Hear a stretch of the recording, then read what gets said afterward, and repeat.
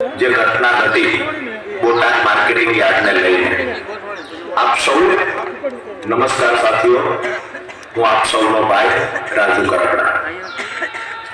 હાલ જે ગુજરાતની અંદર જે ઘટના ઘટી બોટાદ માર્કેટિંગ યાર્ડને લઈને આપ સૌની નજર સામે જોયું કે જે લોકો ખેડૂતોને લૂંટી રહ્યા હતા એ યાર્ડના સત્તાધીશો, કમિશન એજન્ટો અને એની સાથે વેપારીઓ, આ તમામ લોકો જ્યારે ગુજરાતના ખેડૂતોને લૂંટી રહ્યા હતા ત્યારે એક બોટાદ માર્કેટિંગ યાર્ડમાંથી કરતા પ્રથા બંધ કરાવવાની લડાઈ હું અને મારા સાથી મિત્ર પ્રવીણભાઈ રામે લડવાની શરૂ કરી।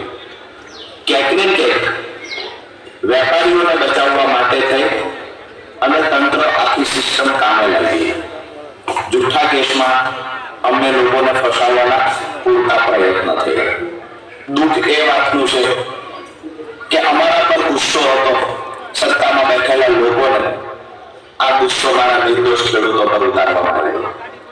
ક્યાંક ને ક્યાંક હું જ્યારથી જાહેર જીવનમાં આવ્યો છું ત્યારથી હંમેશા એક વાત કરું છું કે મારા ખેડૂતોને દેણામાંથી બહાર કાઢવા આ સપનું મેં જોયું છે। જ્યાં જ્યાં પણ ખેડૂતો સાથે અન્ય અત્યાચાર થશે એની સામે લડવાનું મેં મન બનાવેલું છે।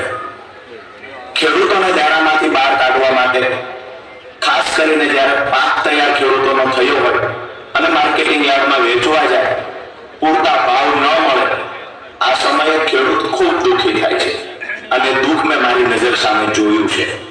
તો યાર્ડના સત્તાધીશો અને ખેડૂતોના ખિસ્સા કાપનાર વેપારીઓ સામે બોટાદમાંથી અવાજ ઉઠાવવાની અમે લોકોએ કોશિશ કરી।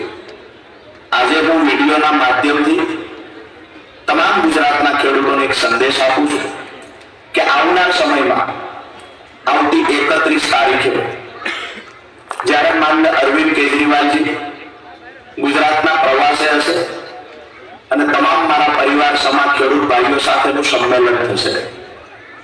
આ પહેલું એવું સંમેલન હશે ખેડૂતોનું કે જેમાં રાજુ કરપડાની હાજરી નહીં હોય। દોસ્તો, આ સંમેલનમાં હું જેલમાં છું, મને સ્ક્રીન પર તમે જોઈ રહ્યા છો।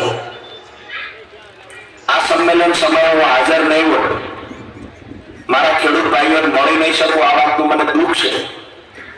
પણ ખુશી એ વાતની છે કે આજે હું જેલમાં છું તો કોના માટે છું?